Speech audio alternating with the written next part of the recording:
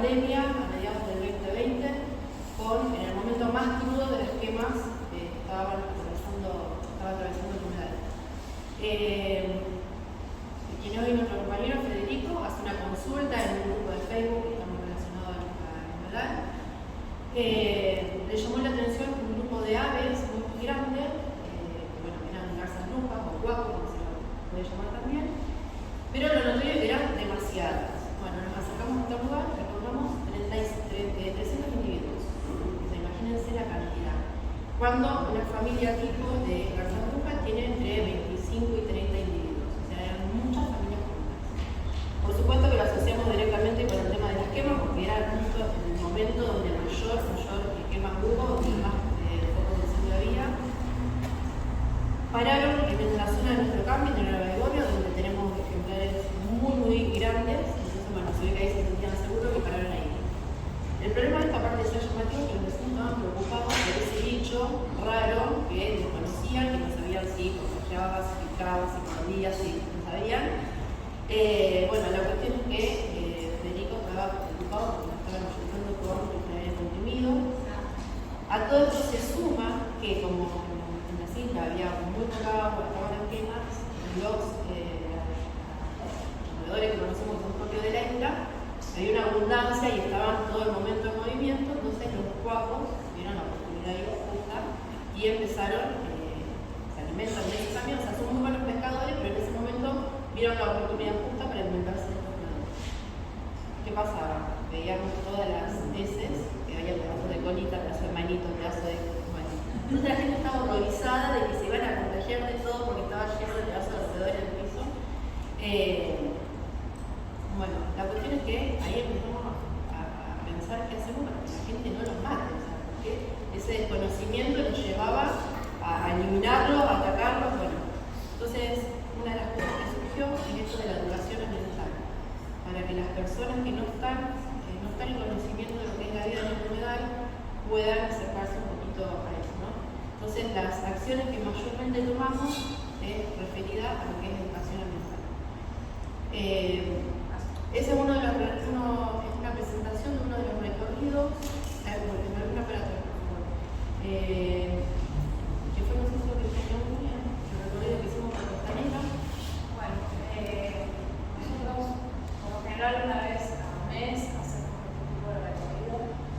Tenemos suerte todavía de tener las barrancas, de tener flora nativa, aves autóctonas y algunos otros animales, lagarto, comadreja. Bueno, convocamos a todos los vecinos. Nos sorprende ellos que viven alrededor, cómo no se dan cuenta o la interacción que se produce entre los vecinos y la admiración por los ejemplares, grandes ejemplares de los árboles. Bueno, hacemos una recorrida casi hasta el camping. En el camping podemos ver varias especies de árboles y nietas. Y bueno, vamos contando un poco parte de nuestra literaria. Este recorrido se hizo sobre este lado, digamos, sobre la ciudad. Después, bueno, eso fue también del día ese, que hicimos, esa es la bajada Formosa, una de las bajadas naturales que tenemos en el Baigorria.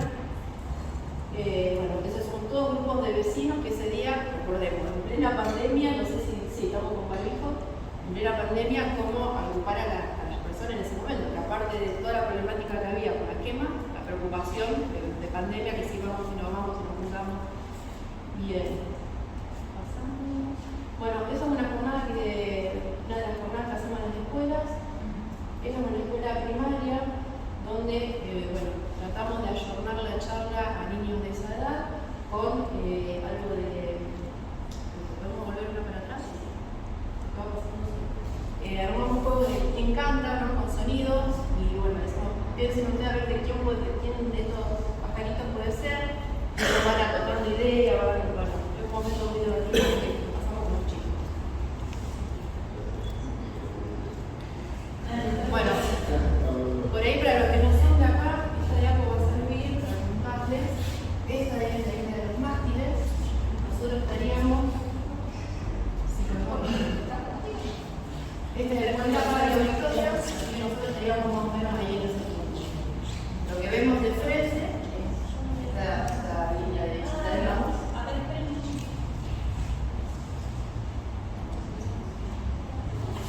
Y es lo que es acá, podemos ver un poquito así de ahora, ¿no? La isla nos va a tener en cuenta hoy con cerca de 10 hectáreas.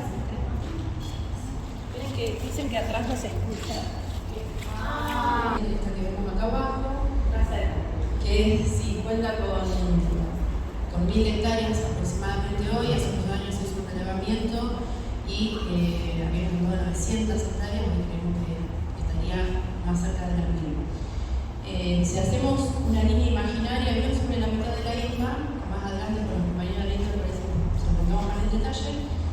Si hacemos una línea imaginaria sobre la mitad de la isla hacia abajo, corresponde a la ciudad de Nueva Igonia, y de esa mitad para arriba a Capital, para la ciudad de Capital Marino, que es la localidad vecina de Capama. Isla de los Mástiles pertenece a la provincia de Santa Fe y está así de como dato a estas dos ciudades. Bueno, esa es una de las escuelas donde hemos dado charlas. Allá arriba un poquito de lo que contamos cuando vamos a los recorridos, cuando vamos a los colegios, un poco la formación de la isla, que bueno, se formó como toda la isla por sedimentación, pero ayudó un choque, una colisión que hubo entre un buque petrolero, que en ese momento era uno de los más grandes de Sudamérica, con una barcaza. La barcaza quedó ahí y jamás se movió, y entonces durante muchos años lo que se veía eran los mástiles de esta barcaza que había quedado ahí. De ahí que los lugareños le pusieron el nombre de Isla de los Mástiles, porque durante mucho tiempo se vieron los mástiles. Bien, seguimos. Bueno, esa también es una de las cosas que llevamos a nuestros recorridos, es nuestro museíto itinerante que lo llevamos a todos lados. Son cosas que hemos encontrado en los recorridos que hacemos y que un poco reflejan la problemática de la isla, como es la caza, como vemos hay cartuchos, allá hay una trampa para la nutria, o lo que voy a llegar a hacer eso. Las tortugas, con esta época tan prolongada de sequía, en las lagunas internas se vieron a montones muertas. Bueno, y lo demás son un poco para contarle a los niños, los caracoles, para que ellos puedan tocar, puedan ver en primera persona que es lo que podemos encontrar allá. Bueno, esta es otra charla, esto es también con una escuela primaria. Otra de las cosas que nos sorprendió mucho cuando nosotros empezamos a visitar la isla, a medida que hacemos ahí estos recorridos, vamos haciendo relevamientos, y la verdad que no teníamos mucha esperanza de encontrar mucho, porque es una isla que tiene mucha presión de casa, mucha presión de turismo responsable, muchas ocupaciones. Sin embargo, nos hemos maravillado con lo que hemos encontrado, porque la cantidad de especies de aves muy grandes. Hemos encontrado yacaré, ese día fue inolvidable. Lo vio Federico con Aníbal. Federico venía de Iberá, o sea que venía viendo yacaré a mansalva, pero ver un yacaré en esta isla donde estaba realmente con todas estas problemáticas fue realmente emocionante. Y también tuvimos la oportunidad de ver carpinchos vivos y muertos. Muertos ya faenados. Volvemos para atrás, Mario. Acá lo que quisimos reflejar es un poquito de la secuencia a medida que van pasando los años, de cómo la isla se va formando, va creciendo, que realmente visto así en imágenes es como uno lo percibe más. Bueno, también contamos en nuestro recorrido las problemáticas que existen en la isla, como el ganado, las quemas. Bueno, y incentivamos a los chicos que piensen qué podemos hacer desde nuestro lugar como individuos para mejorar esta situación. Ellos, por supuesto, que aportan ideas realmente maravillosas. En la escuela de Nueva Igonia se viene tratando el tema de los humedales, se viene trabajando bastante. Bueno, esto también es un flyer de las salidas, la participación de la gente que se engancha. Muchas personas que son kayakistas o van a visitar la isla eventualmente quedan maravillados porque acá se usa mucho, por ejemplo, ir a la playa, tomar mate, hacer un asadito y no meterse más de, no sé, 10, 20, 30 metros. Muy poca gente camina, atraviesa la isla y quedan sorprendidos de los diferentes ambientes que vamos encontrando en la el recorrido. Desde el 2020 que venimos haciendo las salidas, que hicimos de manera ininterrumpida, pandemia por medio, calor, lluvia, etc., las hacemos igual, y esto nos dio la posibilidad de conocer la isla con todas sus caras, como la vemos en invierno, como la vemos en verano, siempre nos muestra algo diferente. También podemos ver el cambio que hay también con la fauna, ¿no? con las migraciones de verano y de invierno de las aves. Tenemos registradas aves que vienen del norte de Estados Unidos y de Canadá. O sea, imagínense los miles y miles y miles de kilómetros que hacen esas aves para venir a Isla de los Mastros. O sea, nosotros sentimos que vienen especialmente acá, a pesar de que están en toda la humedad, ¿no? Bueno, un poco de las aves que encontramos en lagunitas internas, que hoy están prácticamente secas. Aquel que vemos allá en el Galleguito pectoral, que yo les contaba que viene de Canadá, es una ave muy chiquita, sin embargo se hace todo ese recorrido. Otro flyer de una de las salidas. Galleguito pectoral. Es como un zampudito, es chiquito, pero es. Bueno, todo lo que hemos ido encontrando en la isla es una lagunita que cuando tiene agua tiene una concentración de agua realmente enorme. Esta laguna también tiene algunas problemáticas, que es que cuando está baja hemos encontrado canoas con redes, y una laguna tan chica con tan poca superficie de agua, en una barridita ya se llevan todo. Y es muy notorio como nos damos cuenta porque no hay aves cuando tienen que pescar. Bueno, esta es una de las salidas que en plena pandemia nos convocan a una escuela donde tenían que estar todos los grados juntos. Entonces decíamos cómo lo hacemos dentro de un lugar cerrado, porque no se podía. Sin embargo, lo queríamos hacer igual, y a veces nos ocurre hacerlo en el patio del colegio. Una de las maestras decía, no, lo podemos hacer en el camping. Así que agarramos todos los chicos del camping, y esta fue la última que se hizo en la reserva, se hizo hace poquitos días. Y esto de sacar a los chicos del aula, de llevarlos a un lugar donde encuentran cosas vivas, donde se pueden conectar con la tierra, porque lo primero que hacen es descansarse. Les gusta meter los pies en la arena y mojarse, están todos deseosos de meter los pies en el agua, pero bueno, no, por una cuestión de seguridad no se podía. Pero como ellos se enganchan enseguida, esto como que todavía tenemos ese instinto de sentir la conexión con la tierra. Eso es en el camping también. Bueno, esto con los más grandes, en el Poli de Baigorria, también súper interesados, venían trabajando en la temática.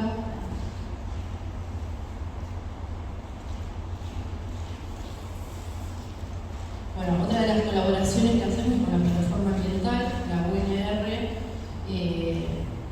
hace algunos años atrás, en esta época cuando hubo tantas quemas, una de las puntas de la isla se quemó por un estudio de personas que estaban disfrutando de la playa.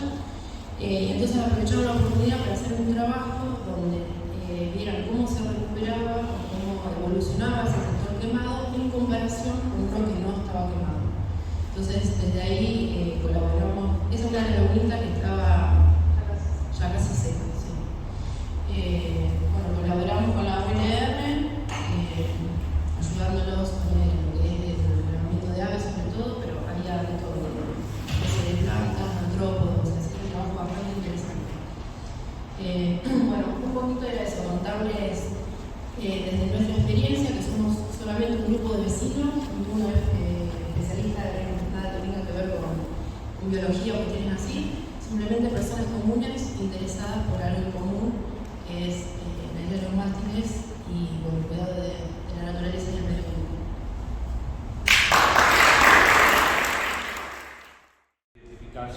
A nuestra forma de ver y estar en el mundo, y que es muy eficiente para este sistema de explotación, dominio, control de la naturaleza principalmente. O sea, funciona perfectamente. Lo decía con bastante énfasis en la instancia anterior, en el marco de estas actividades de capacitación en Gualeguay. Fue importante la escisión epistemológica de separar la sociedad de la naturaleza. Porque al lograr esa separación, lo que hicimos con la naturaleza fue transformarla en una cosa. Y si es una cosa desprovista de alma, de espíritu, de vida orgánica, la podemos someter a nuestra voluntad. ¿sí? Someterla al grado tal de apropiarnos de manera violenta sobre ella para obtener los pretendidos beneficios para el progreso y el desarrollo humano. Bueno, las conclusiones son más que evidentes. Esa separación no solo es poco eficaz, es poco eficiente, es claramente insostenible, sino que hoy claramente nos pone ante bordes inéditos, ante complejidades de una magnitud tal que realmente no sabemos de acá a 20, 15 años, 50 años, qué es lo que va a pasar. No lo sabemos, ¿sí? Entonces, en esa experiencia de ese salto, yo lo llamo el salto también epistemológico, en particular fui formado como biólogo, y me gusta decir que como biólogo no me enseñaron nada sobre el ambiente, en mi formación de biólogo. Lo empecé a trabajar una vez que di el salto hacia la educación y empezar a abrir la disciplina y entender que el ambiente también es más que la naturaleza. ¿Sí? Entonces, cuando lo empezamos a pensar de manera integrada, sociedad y naturaleza, claro, aparece la complejidad, el enfoque sistémico, el no poder pensar ya nada por separado. Ese es el gran aprendizaje cuando uno puede internalizar y comprender la complejidad ambiental. Y les pasa a ustedes, como militantes sociales y militantes ambientalistas, en donde no se pueden separar las cosas. Por supuesto, después para el análisis, para la acción, separamos, y lo vamos a ver ahora a lo largo del taller. Pero antes de separar hay que comprender la totalidad. Esa totalidad es orgánica, es sistémica, las relaciones entre ellas no se pueden reducir a las partes que las componen. Y eso es muy, muy importante y es lo que de alguna manera viene a problematizar al campo de la educación cuando internaliza el concepto de ambiente. Y ahí hay un punto para observar que muchas veces la educación ambiental ha estado muy ligada a los ambientalistas, al ambientalismo. Es decir, si uno ve educación ambiental como binomio, suele tener bastante más peso ambiental que educación.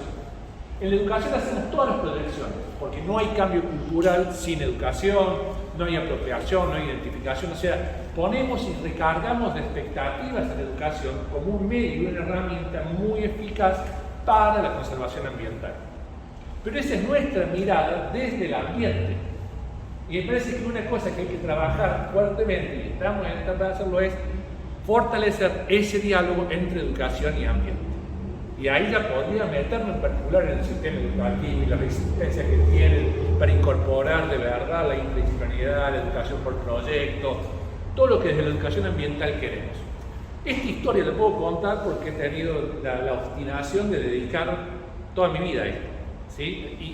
Y he estado, por suerte, en todos los ámbitos y los lugares en los cuales se han discutido las cuestiones más importantes que tienen que ver con la educación ambiental. Y me dan siempre la oportunidad de poder compartirlo. Así que, por supuesto, estoy muy agradecido por esto y a disposición para poder trabajar.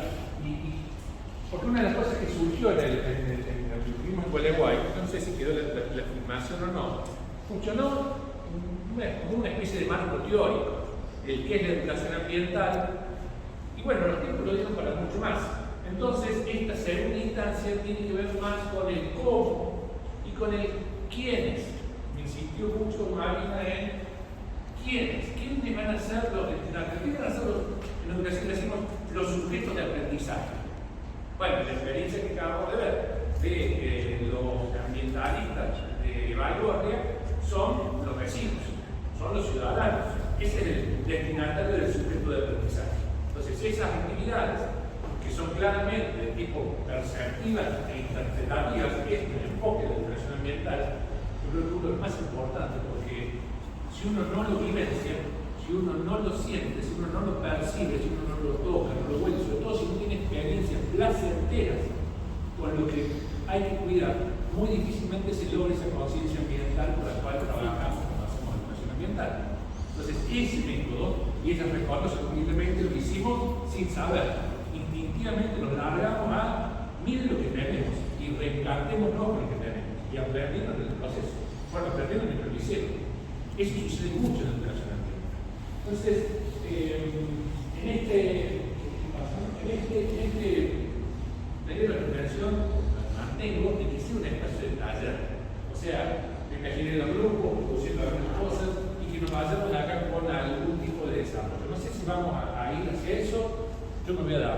flexibilizar en función también de lo que ustedes quieran y soliciten. Pero un poco el enfoque de lo que propongo en este taller es que lo miremos desde la educación, porque podemos dar toda la discusión política. De hecho, voy a hacer una pincelada cuando hable de los diferentes contextos, el contexto político. Probablemente es el marco en el que nos movemos y cada una de las acciones que se llevan a cabo son acciones políticas, como la educación misma es política, digamos. Desde lo que es la pedagogía crítica y la pedagogía de liberación de Paulo Freire, asumimos que una acción educativa es una acción política porque supone una transformación, un cambio hacia algún lado. Eso nunca puede ser neutro. No hay posibilidad de que sea neutro porque no da lo mismo. Entonces, tratemos siempre de los contenidos que voy a dar, que la verdad es que son nuevos, digamos, como en esta modalidad, como fue nuevo también un concepto que traje de la historia, en gualeguayo, la palabra pánfilo. ¿Sí? Porque generalmente el pánfilo es aquel que es descalificado como el tonto. ¿Sí? Y si nos vamos al significado etimológico de la palabra, de ese tonto que mira extasiado a la naturaleza, ¿sí? Y vivencia, un ser improductivo, alguien que está sin hacer nada útil, ¿no? Solamente gozando de la naturaleza. En este sistema, los verdaderos subversivos y revolucionarios somos los que podemos y decimos en algún momento basta, acá paramos, no hace falta correr acelerado hacia el futuro porque ni siquiera sabemos hacia dónde vamos, ¿sí? Entonces, la idea esa de Pánfilo es el que ama todo o el que ama la totalidad. Y la verdad es que eso es la gran contribución que tiene haber asimilado el concepto de la mente como sistema complejo. ¿Por qué? Porque empezamos a ver como totalidades. Totalidades que siempre están integradas. Y ahí, ¿qué es lo que se despierta cuando logramos ese enfoque? Tener la idea, la percepción, el conocimiento de las interacciones, de las relaciones entre las partes que componen los sistemas. Nuestra educación siempre ha estado focalizado en la cosa separada de otra cosa. En la medida que podemos identificar las diferencias entre uno y otro, las podremos clasificar. Una vez que las podemos clasificar, luego inferimos cómo funcionan relacionalmente. Pero no vemos lo no evidente, que es justamente las interacciones. Y ahí me parece que la ecología como ciencia viene a aportarnos, y es una ciencia paradigmática, el estudio de las interacciones. ¿Sí? Ese es un gran desafío, por establecer las relaciones y verlo funcionando como conjunto sistema. Entonces, veamos el enfoque va a ser desde la educación. ¿Qué hago con este contenido? ¿Qué hago con este desarrollo de este taller en términos educativos? ¿Sí? Y esto es lo que les decía, tenemos que dialogar más con las ciencias de la educación. Tenemos que saber un poco más, de verdad, cómo funcionan los procesos de aprendizaje. Porque desde el ambientalismo no llegamos ahí, nos cuesta. Bueno, tenemos docentes que conjugan las dos cosas, por supuesto. ¿Sí? Creo que ahí tenemos, y si de quiénes, y actores estratégicos, el sector docente es sin lugar a dudas clave, y lo tenemos que tener en la mira, porque son la red de docentes, digamos, la capacidad de incidencia. Si vamos a hablar de educación, siempre pensamos en la educación formal, la educación que ocurre en las escuelas, en las universidades. Sabemos hoy más que nunca que no es el único lugar donde se aprende y se enseña, ¿sí? Pero ese actor clave que son los docentes son los que nos pueden aportar más sobre, en ese binomio, educación. Me parece que ahí hay que aprender un poco más a la hora también de definir cuáles son las estrategias. Vos introdujiste una pregunta, que ahí me parece que quedó como entrecortada, cómo no lo perciben o cómo no se dan cuenta de lo que tienen acá, ¿no? Como que está naturalizado que, ¿no? Bueno, esta pregunta es una pregunta eminentemente educativa, pedagógica. ¿Cómo no se dan cuenta? ¿Y cómo hago para que se den cuenta? Y no solo que se den cuenta, sino que lo valoren. Y no solo que lo valoren, sino que después actúen para poder defenderlo. Ese proceso es un proceso de aprendizaje, un proceso mental, ¿sí? ¿Y cómo hacemos? Y bueno, ahí es donde entra la educación. Me parece que hay que prestarle también que no solo usar la educación como un medio, sino también la educación en sí misma como la construcción de ciudadanía. ¿Sí? Si es ambiental, es educación. La educación ambiental, de cajón, educación para la acción. La educación ambiental supone siempre cambios. Pero claro, hablamos de complejidad, entonces los cambios van del cambio de percepción, el cambio de comportamiento, el cambio de hábitos, que ya es difícil. Pensémoslo con el tema residuos, ya trabajar en la separación, que parece algo tan sencillo como usar diferentes recipientes para poner diferentes cosas, ya es todo una tarea importante que tiene que ver con qué, y que una persona conscientemente, en vez de hacer esto, hace lo otro. Y lograr ese cambio, que parece tan sencillo, es un proceso educativo, un proceso siempre transformador y de cambio. Pero no nos alcanza con esto, porque los cambios nunca se van a dar por las sumatorias individuales. Eso también lo sabemos, porque si no, ¿en qué caen? Y en la buena voluntad de que sí, todos entonces queremos, mágicamente nos organizamos y las cosas cambian. No, no funciona así.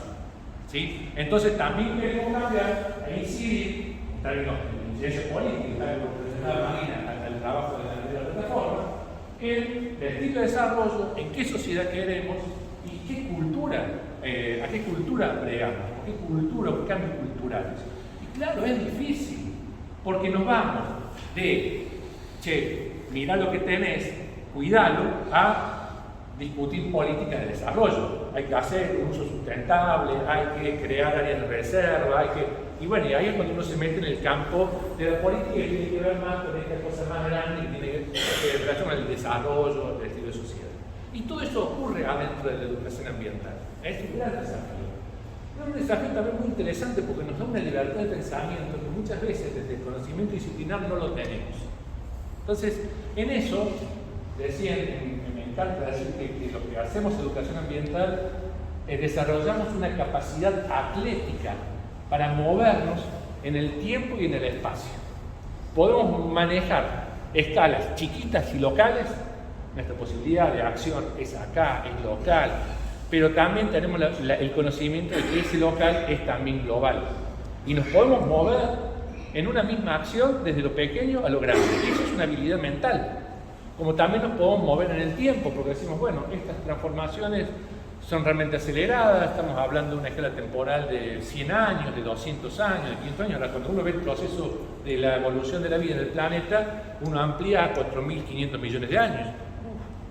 Y si nos detenemos a un ejercicio de percepción de cuánto tiempo es eso, es mucho. Y esa percepción hace que nos golpee en el centro del antropocentrismo. Porque en definitiva, sos una especie en tránsito como todas las otras. O sea, por más arrogancia que tengas, por más importante, por más que digas que los humanos vamos a destruir la vida del planeta, no tenés esa capacidad, bajate del pedestal. No tenés, ni que si quisieras destruirlo, lo vas a poder destruir. ¿Por qué? Porque la vida es más que las personas, no es más que la especie Homo sapiens sapiens.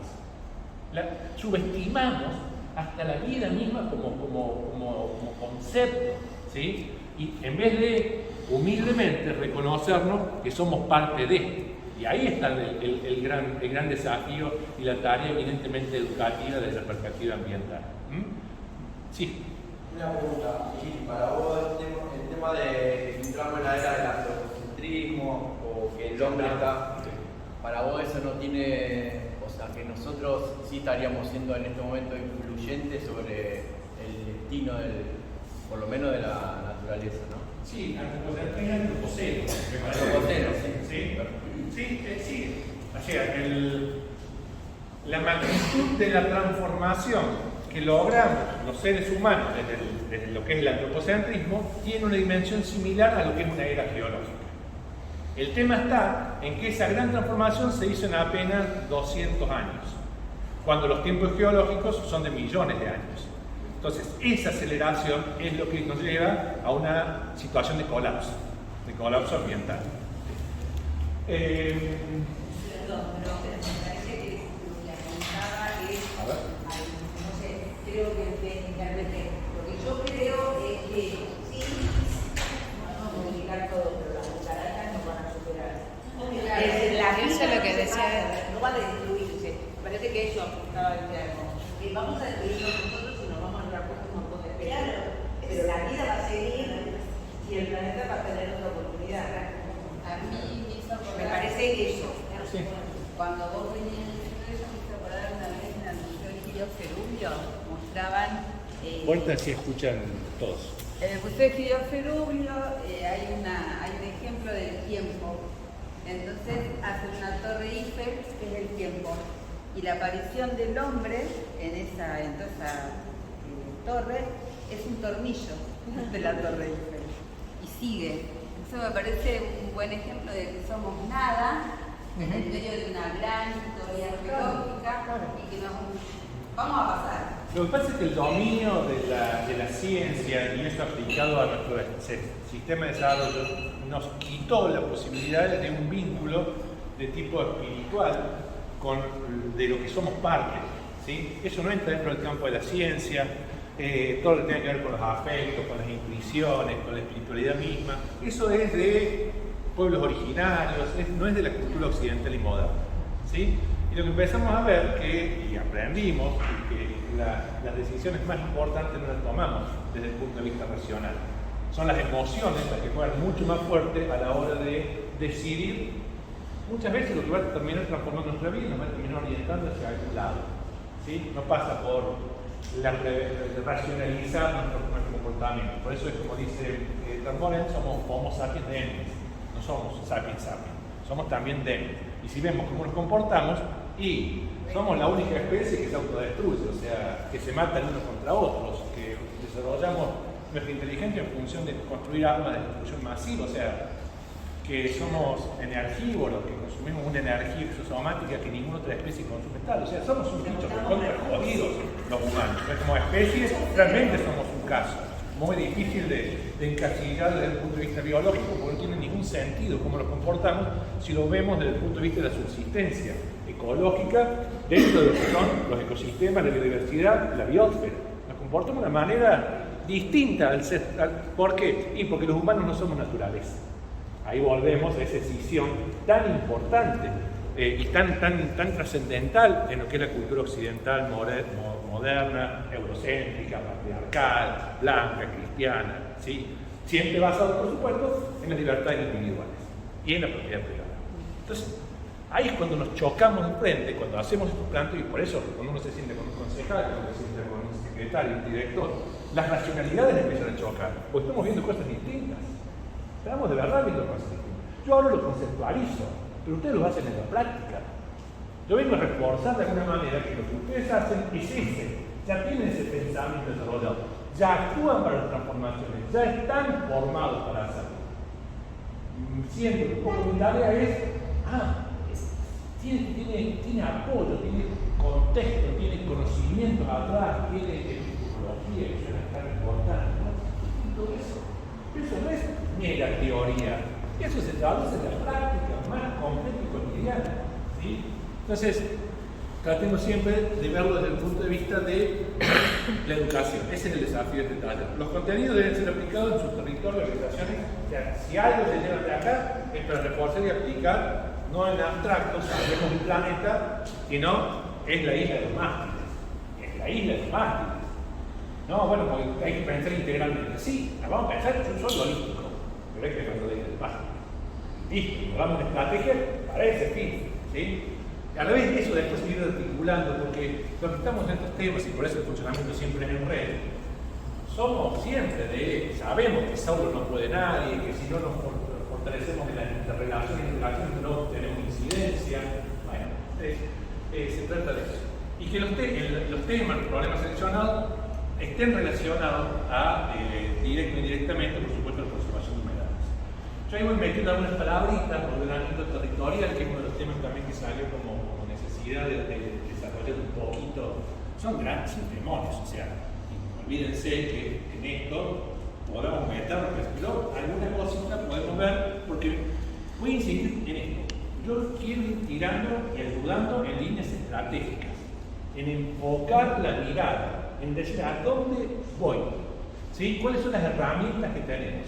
Para mí, por supuesto, la información me puede decir, eso no nos sirvió, ya lo hicimos, pero digo, por eso el tema del ordenamiento vamos a tratarlo muy. Y el área de influencia, es una de las cosas que quiero, tenemos muchas conquistas.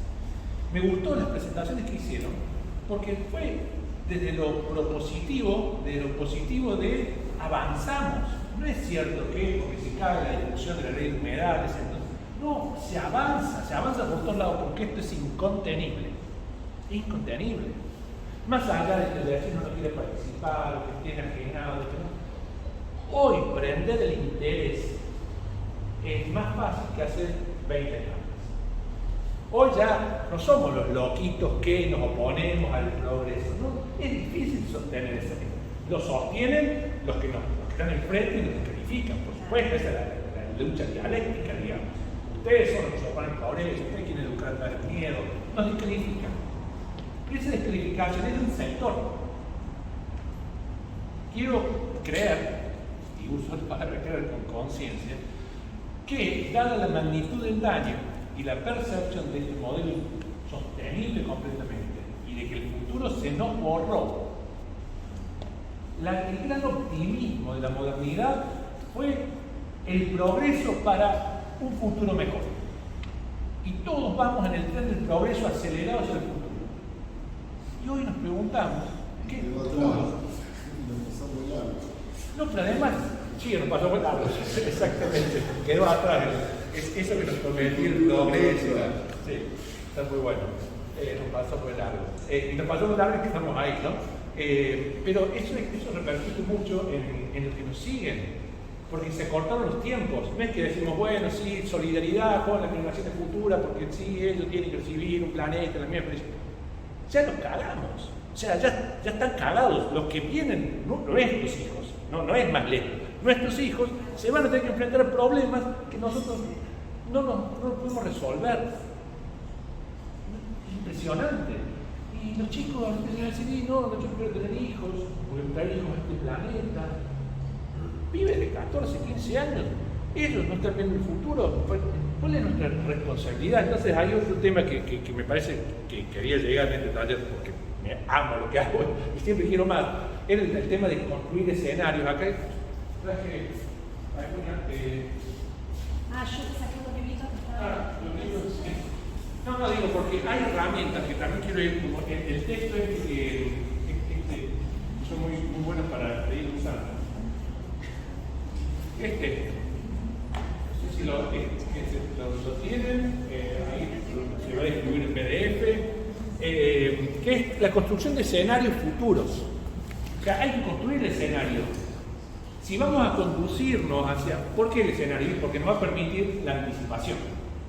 Entonces, este tipo de estudios prospectivos son muy útiles porque uno puede identificar según qué tipo de actores y qué es lo que está viendo y ir encasillando hacia qué tipo de escenario está orientado. Y eso puede ser muy útil para la práctica. Pero por supuesto no vamos a llegar. Algunos ya lo tienen, aquí algunos están. Entonces, yo lo que quiero que todo lo que veamos en el taller, en este espacio, tengan como una especie de mantra. Es educación, es territorio y son los humedales. O sea, todo lo que podamos idílicamente construir en este taller tiene que estar enfocado en estas tres proposiciones. Lo que hago o lo que vamos a hacer es educación, es en el territorio, y aquí vamos a usar territorio como concepto equivalente a ambiente, ¿sí? Porque el territorio no es solo el espacio físico, sino también todo lo que en él ocurre, incluida a la sociedad, ¿sí? Y son los humedales. Yo esto lo hubiera querido quedar a la vista de todos, pero confío que va a quedar en sus mentes. Siempre van a medida que vamos transcurriendo, es educación, es territorio, son humedales. Es educación, son territorios, es humedales. ¿Sí? A ver. Porque aquí... Bueno, pero yo confío en que vamos a hacer el mantra del taller y nos lo vamos a... Cuando los quieras dividir y trabajar.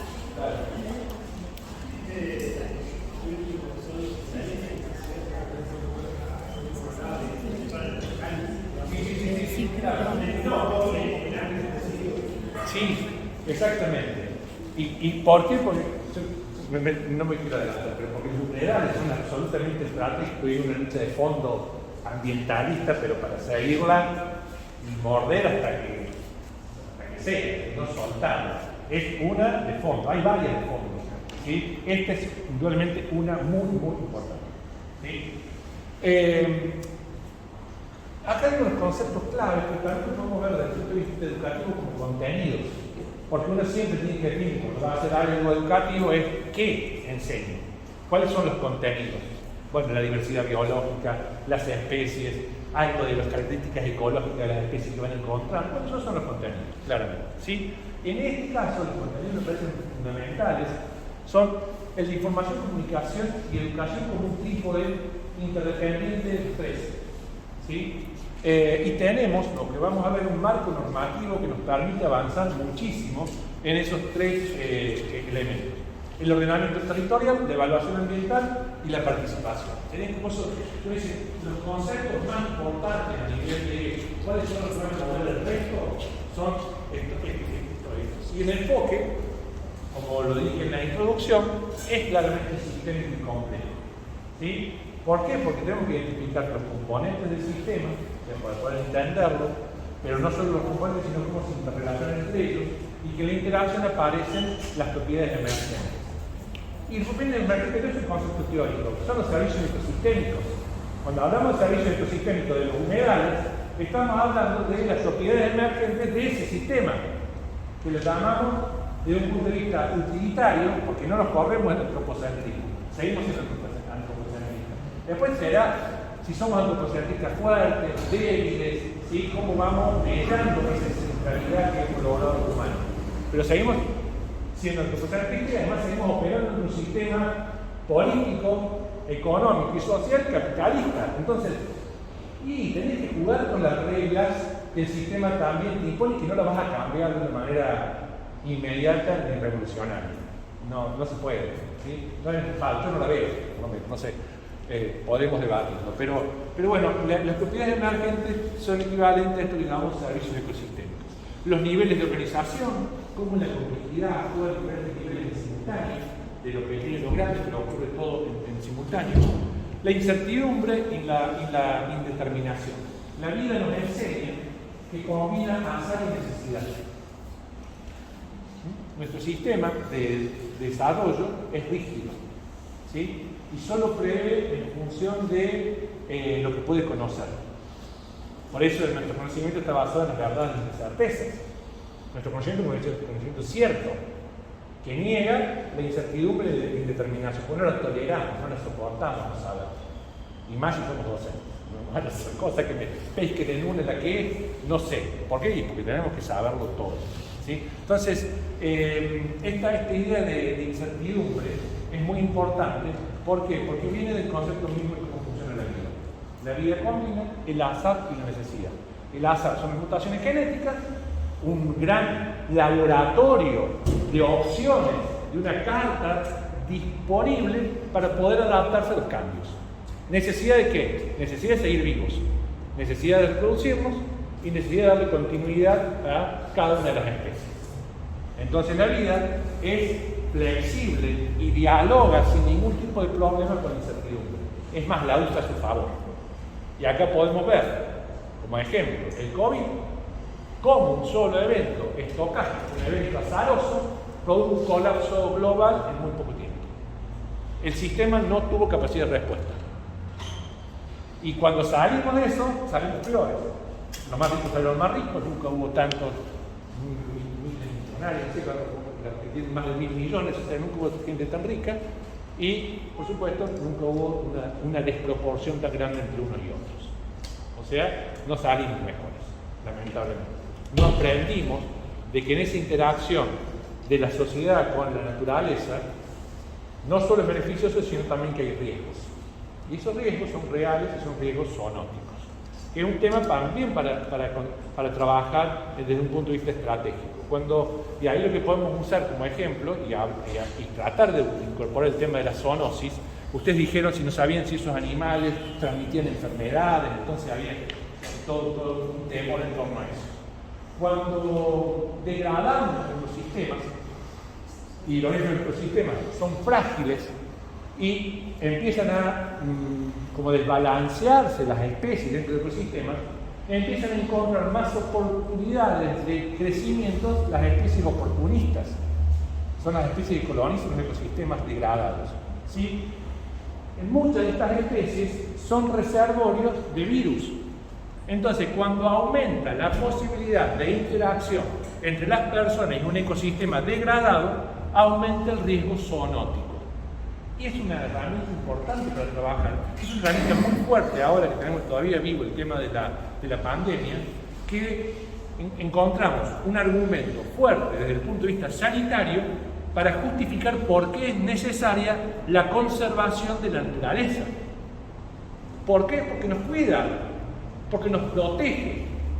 Y si se ponen más finitos, van al IPBES, que sería el equivalente al IPCC de cambio climático a nivel mundial, los capos, recontracapos de la biodiversidad a nivel mundial, que dicen que la naturaleza alberga algo así de 1.500.000 virus como reservorio en la fauna silvestre.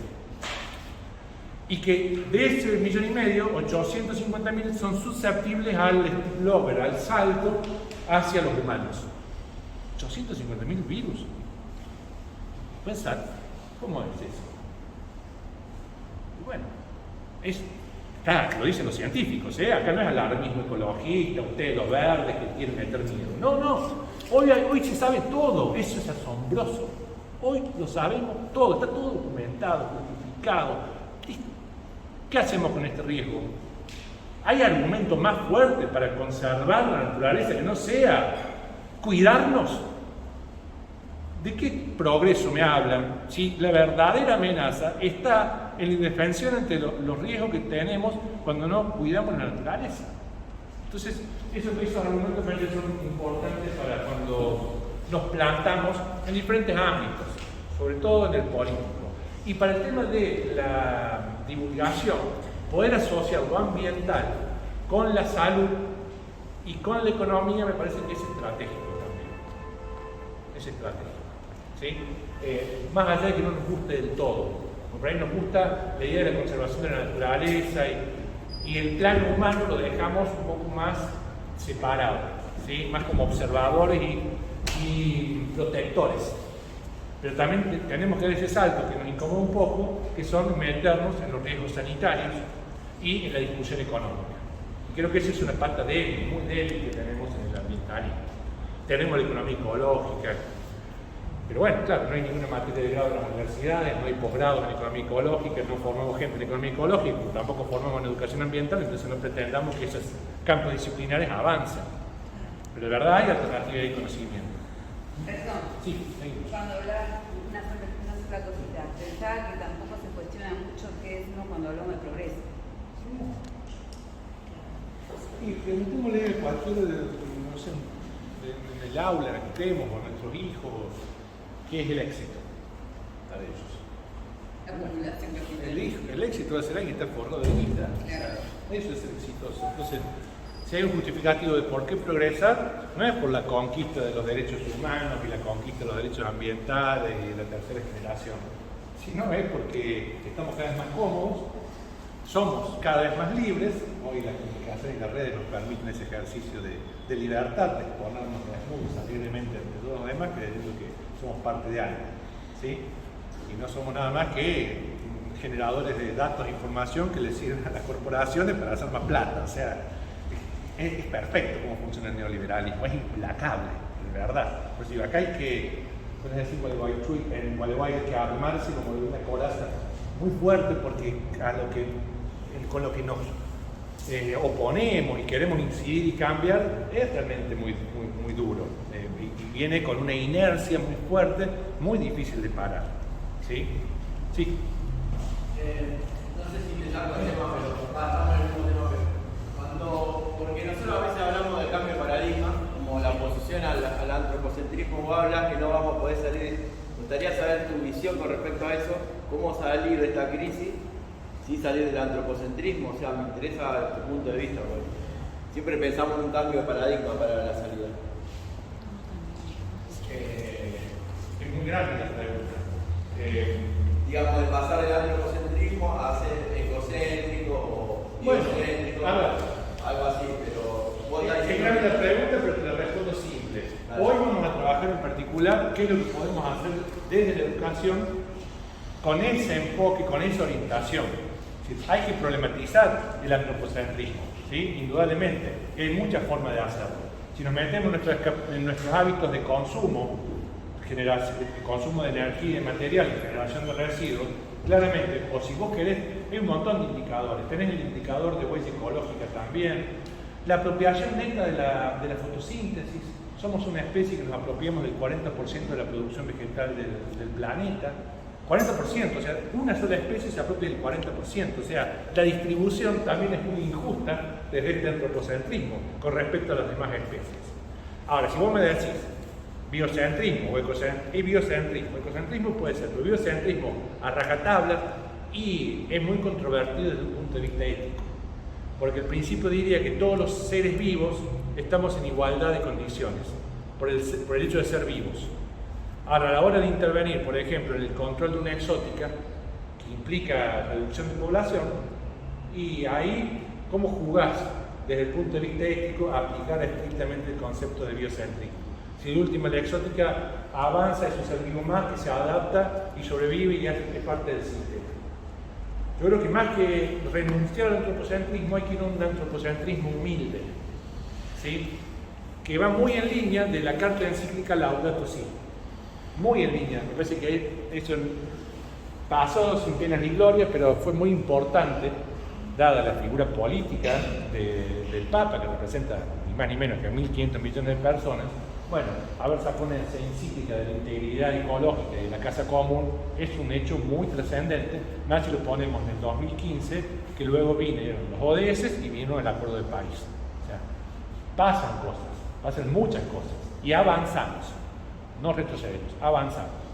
Lo que pasa es que la inercia de destrucción va muy rápido también. Entonces es como que nunca llegamos, ¿no? Es que, bueno, pero quiero plantearlo en ese instante. En este sentido, digamos, si bien hoy cruje ese antropocentrismo, como antes decías, antes eran los loquitos, sí, pero hoy estamos debatiendo política pública. Sí, sí, y estamos poniendo en valor lo público y lo común. Eso es eminentemente político, transformador y revolucionario. ¿Por qué? Porque lo común es más que lo propio. ¿Y lo común qué es? Lo que permite estar vivos, lo que nos permite ser vivos. ¿Qué es lo común? El aire, el agua, el suelo, la energía, la biodiversidad. Eso es común. La apropiación es una decisión de las personas, pero el bien es común. Y claro que esa discusión es ideológica, claramente ideológica, ¿sí? Pero además de ideológica, es inteligente y es práctica.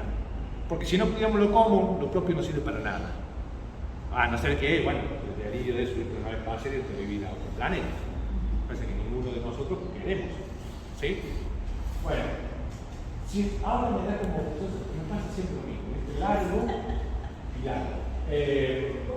Esto es lo que es un poco lo que quería ponerles para este taller, es que quede un producto, que quede una especie de lo que llama hoja de ruta, generar propuestas que sirvan de base para la planificación de la educación ambiental en relación a los tipos de conflictos, porque acá vamos a estar siempre haciendo también referencia a la estrategia de humedad en red, que se basa en la generación de identificación no solo de actores, sino de los conflictos. Los actores involucrados, marco normativo, que me voy a meter un poquito en eso, me parece que ahí están las conquistas y están las herramientas de las que disponemos. Los contenidos prioritarios responden a algo muy importante. ¿Qué es lo más importante saber?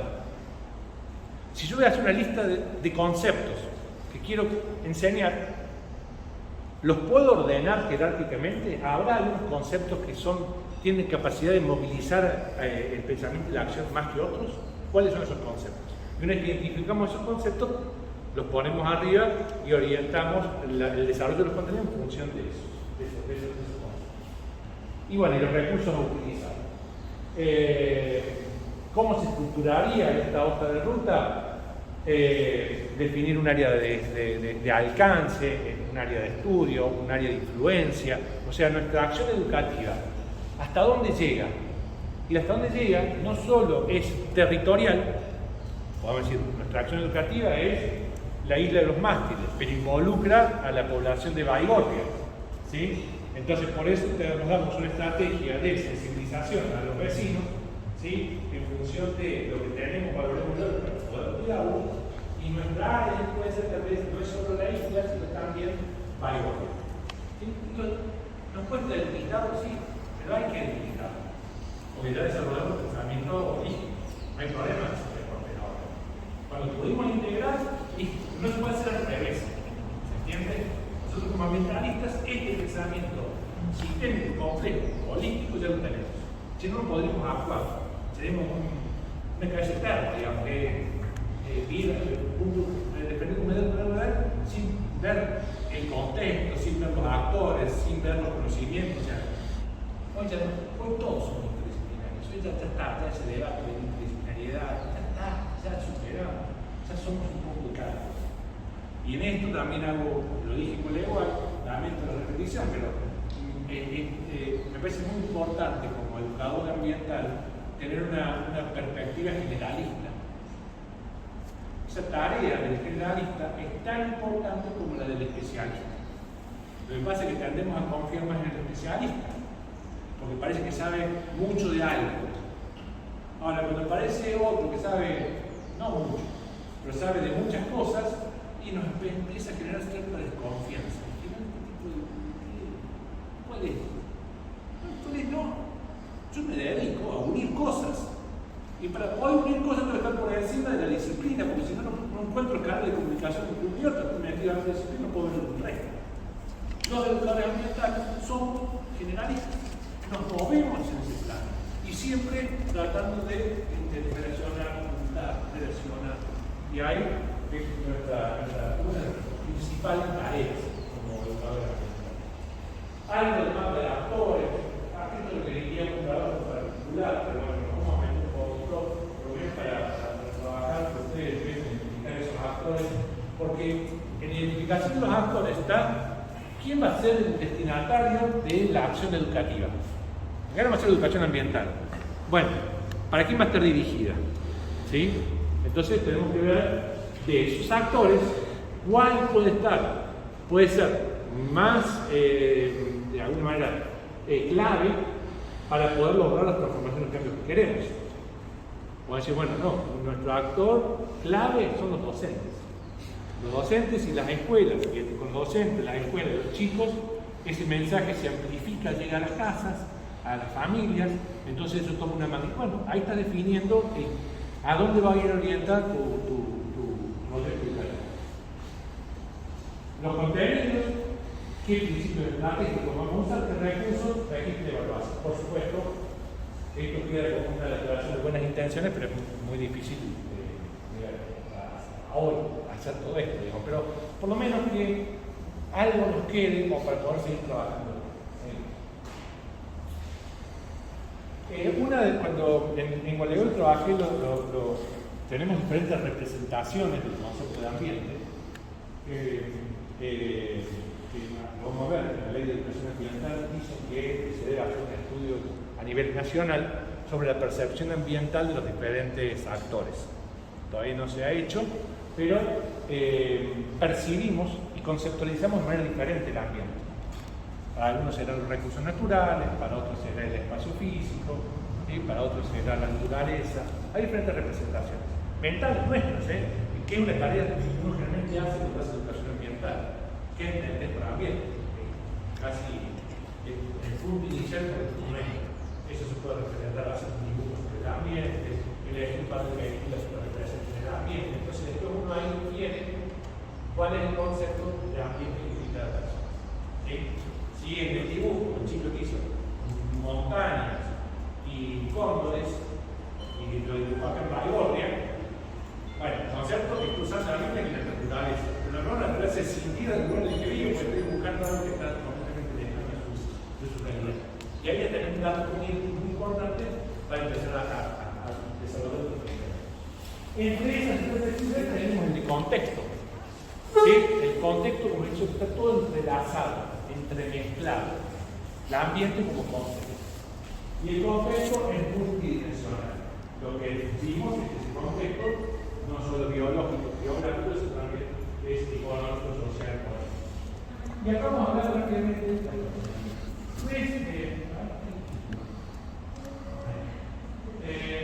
Contexto político. Es un contexto que ustedes son más especialistas, son muy especialistas. ¿Sí? No vamos a meternos, porque acá sí que nos metemos en una encarnizada conversación y en donde empezamos a discutir qué pasa con la ley de humedales y por qué se cae, y qué pasa dentro del frente de todos, cuáles son las contradicciones, cómo juegan los gobernadores, por qué nadie tiene que ceder nada y los dueños de los recursos naturales soy yo como gobernador, entonces para mí la nación no me puede restringir el uso de sus recursos.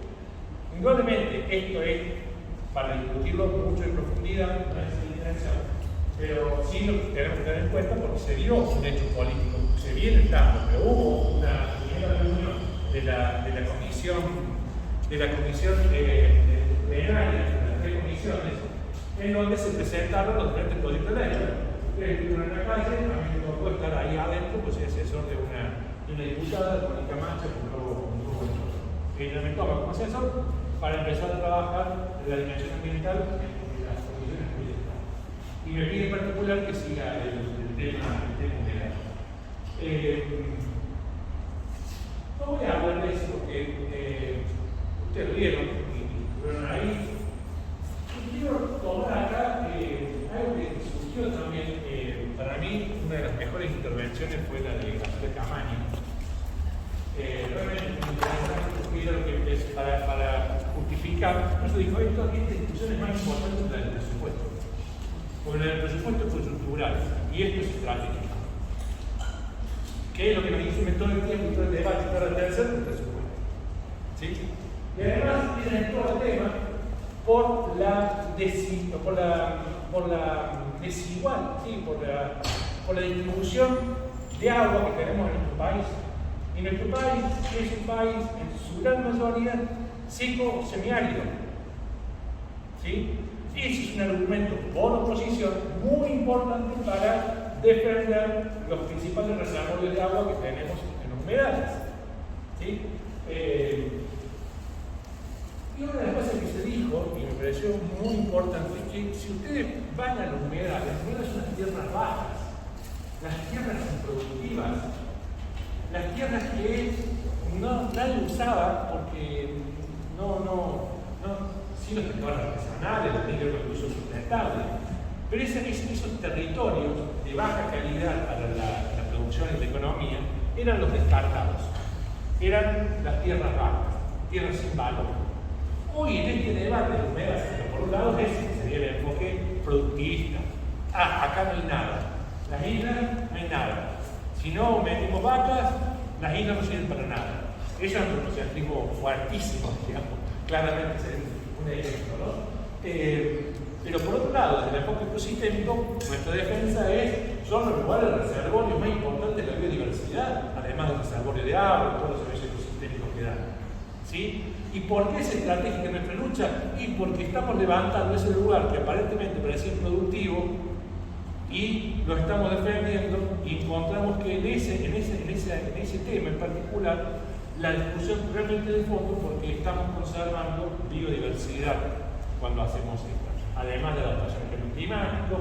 Todo lo que hay que repetir en memoria cada vez que nos toca una reunión, cuáles son los beneficios de humedales, lo que nos permite. Y enfocar el tema biodiversidad muchas veces no es un tema que apasiona. Ustedes sí pues aman las aves, que van a ver los bichos y se encantan, pero la extinción de una especie no preocupa a nadie. No sé si es un panda, que es un bicho lindo, porque vieron que las únicas especies que parece que se extinguen son las lindas.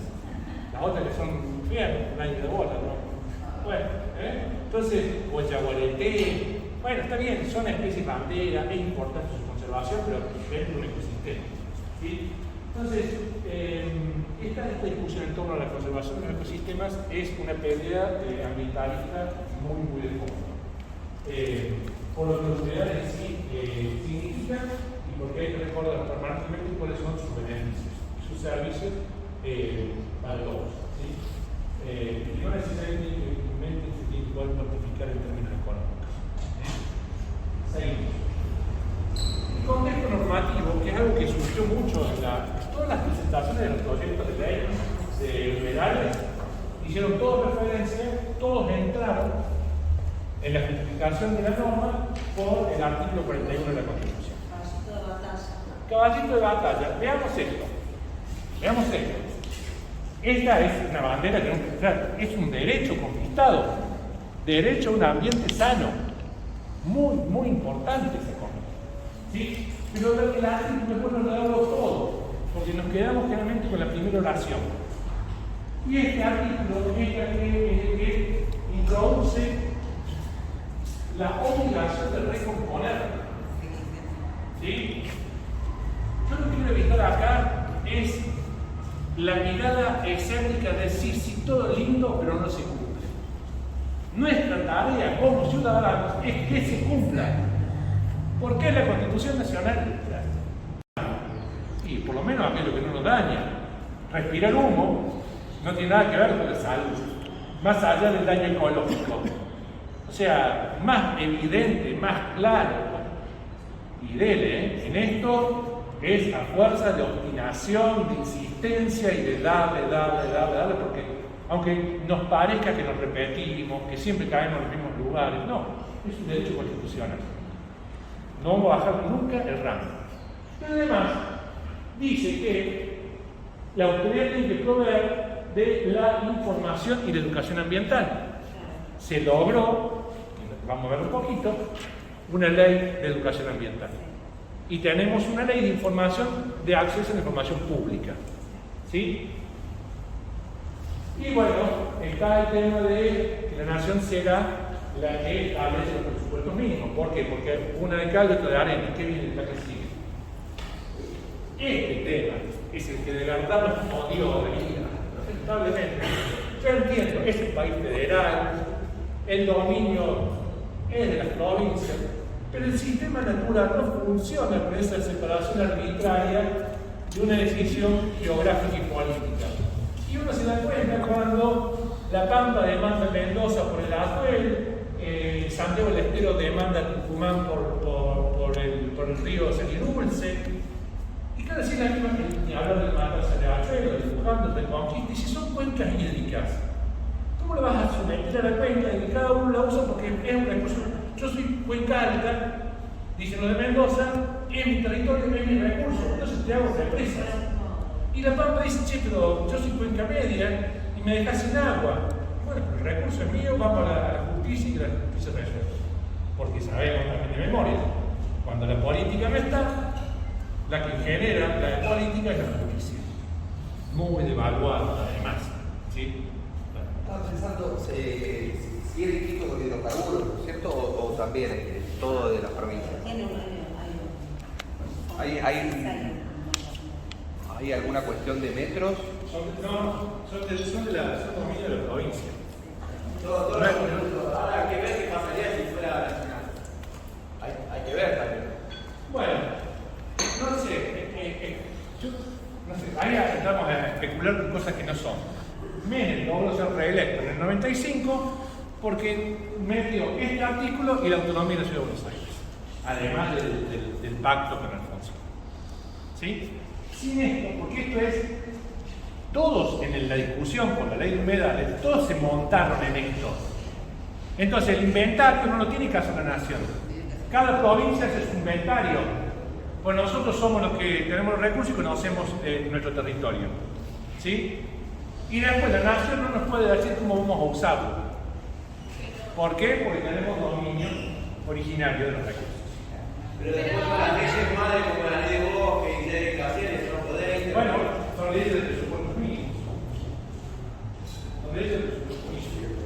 Pero ese caso me olvida la implementación de los artículos, porque, o sea, ¿cuál va a prevalecer sobre uno o el otro? Porque el artículo 41, si manda a Nación cuidar esos ambientes, pero otro artículo dice que pueden explotar los recursos naturales, pero para mí el otro está principio pro aqua natura, o sea, como que están, no sé, es como...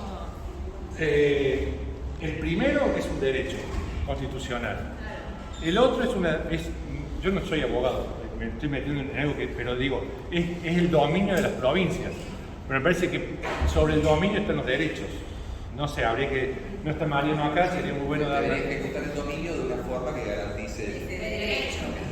Bueno, ahí está. La ley general del ambiente, y véanlo todo desde el punto de vista de la educación, porque esto que serían contenidos para trabajar. La ley general del ambiente, no sé qué opinarán, para mí es una muy buena ley. Tiene todos los grandes temas que tiene que tener una ley general. ¿Sí?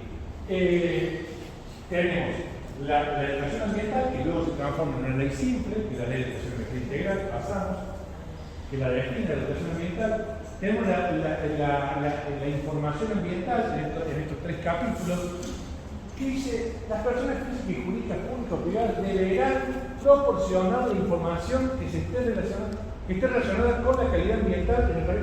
Aquí es muy importante esto, porque la información tiene que ser pública. Y es un punto en el que quiero hacer luego énfasis con lo que sigue.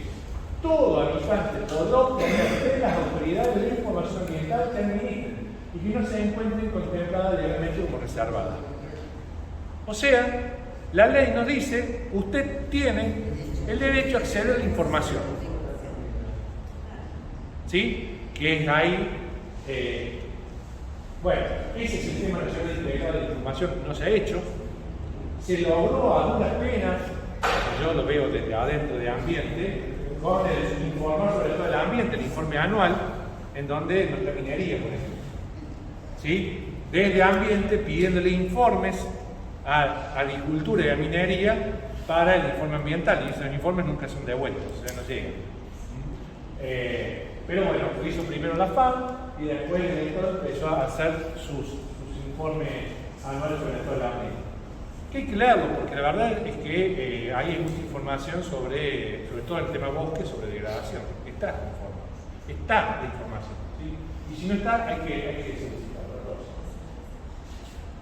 Tenemos también de la ley general del ambiente el tema de, y acá voy a plantear, solo como propósito, como proposición, para mí también otra lucha que es muy de fondo, además de esta que es la negociación general.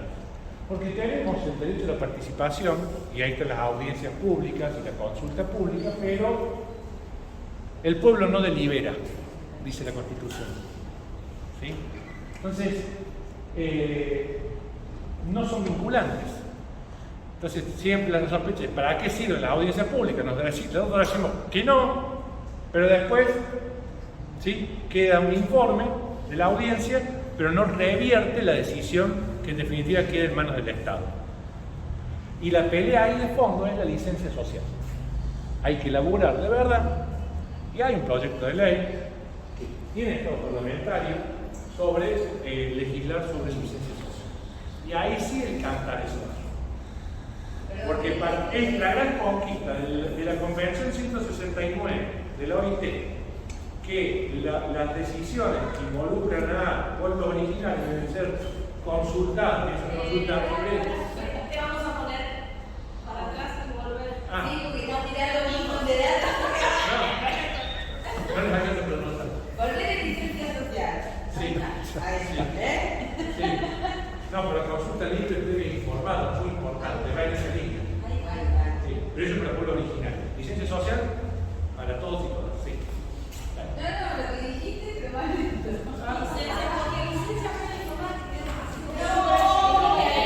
Porque lo recitamos casi de memoria.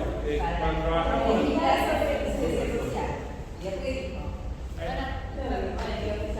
Acabo de venir de Santa Cruz, de la mesa de diálogo intercultural para el tema de las represas, las dos represas sobre el río de Santa Cruz, y lo que sucedió allí es que una comunidad, una organización mapuche, presentó un recurso de amparo porque no habían sido consultados de manera previa al inicio de la obra. La justicia falló a favor de la comunidad mapuche. Entonces lo que le dice al Estado y a las partes, sobre todo de energía, se tienen que sentar y acordar la consulta. Ya no va a poder ser previa, ¿sí? Sí va a ser informada, o sea, tiene que informar a la comunidad de todo lo que se hace en la obra, ¿sí?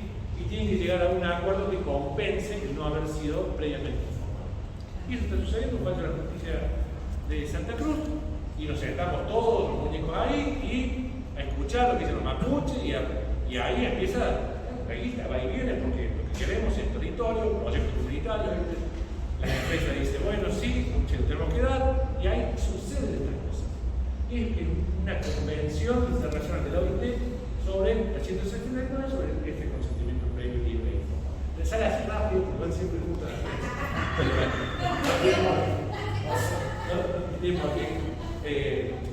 quiero hacer espacio. Por ahí no se preocupe tanto por retener, sino por cómo transcurre.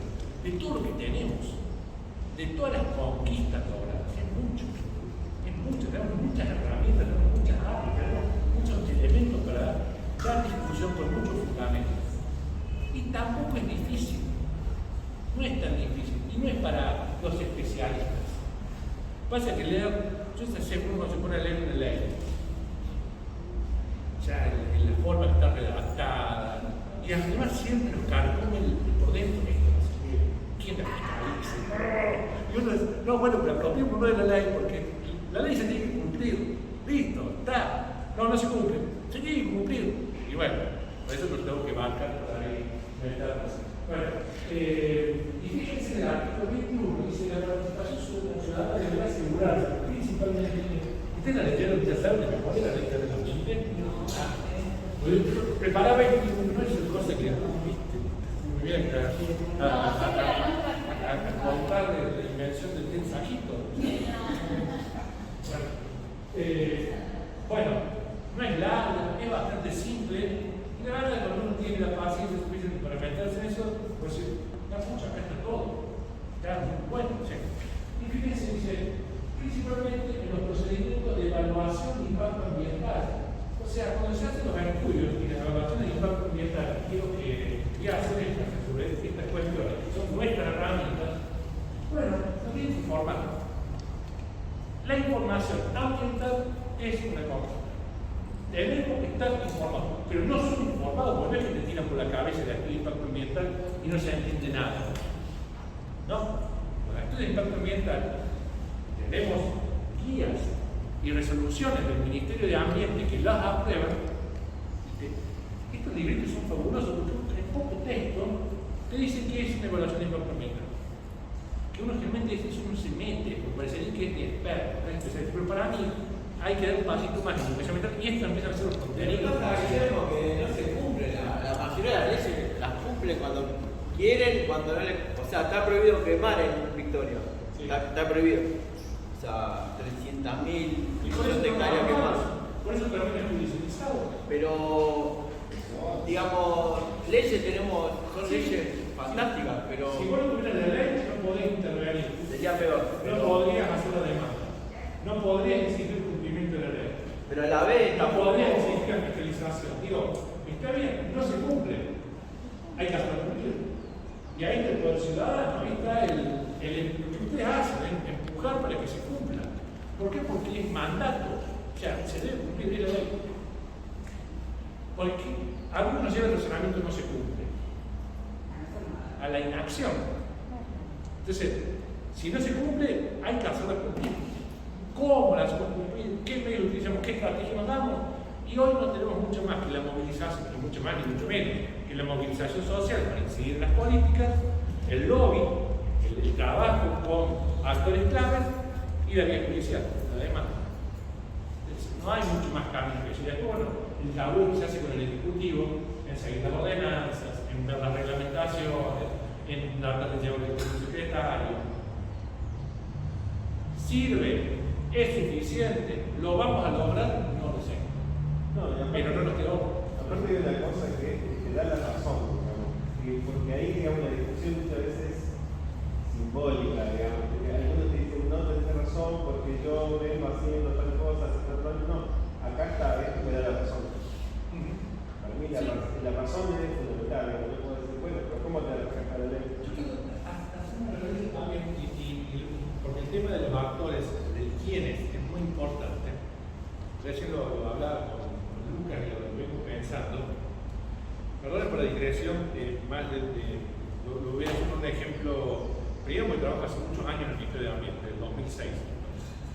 Y he tenido la suerte de ser director de educación ambiental nuevamente, después fui director de biodiversidad en esta última gestión, al iniciar la gestión, 19, yo empecé en el 20, hasta el medio del año pasado como director nacional de biodiversidad.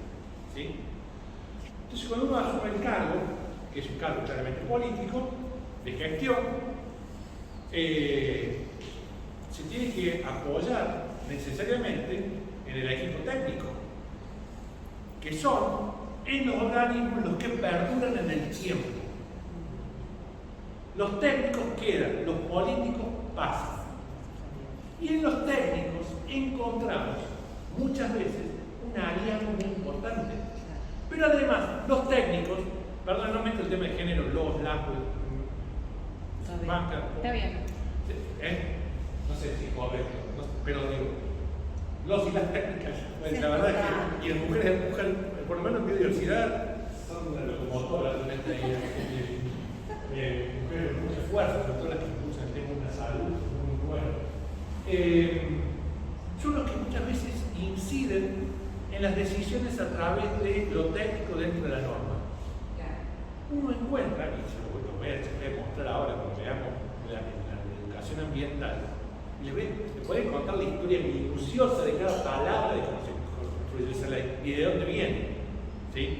Más allá de que soy crítico, pero no importa, no va a ser el tema de discusión. Lo que digo es que en nuestras estrategias no solo vayamos a ver al político, que es el decisor, sino veamos de qué manera logramos generar contactos permanentes con los que están abajo. Y en particular, en ambiente, lleno de ambientalistas. Yo soy un técnico de ambiente, yo estoy hoy en día en la Dirección Nacional de Evaluación Ambiental. Me toca el tema represa, me toca el tema offshore. Sí, bueno, pero ahí ya no vale decir, no, yo me opongo porque me opongo, entonces no al offshore. No. Tampoco es que uno puede ir en contra completamente de las decisiones políticas que se toman, pero si se va a hacer, que se haga bien, con la rigurosidad que implica los controles, las observaciones, la información pública que hay que hacer por cada decisión que se toma, y de verdad, uno desde abajo, como técnico, incide en mucho. Y esa incidencia, después nos gana, como estar en el Ministerio de Ambiente no te da nada, porque no avanzas científicamente, no son respetados. Es un lugar triste para estar, digamos. Lo laboral es triste porque uno tiene todas las ganas y todas las expectativas puestas en el organismo ambiental y después ve cómo actúa y las cosas que hace.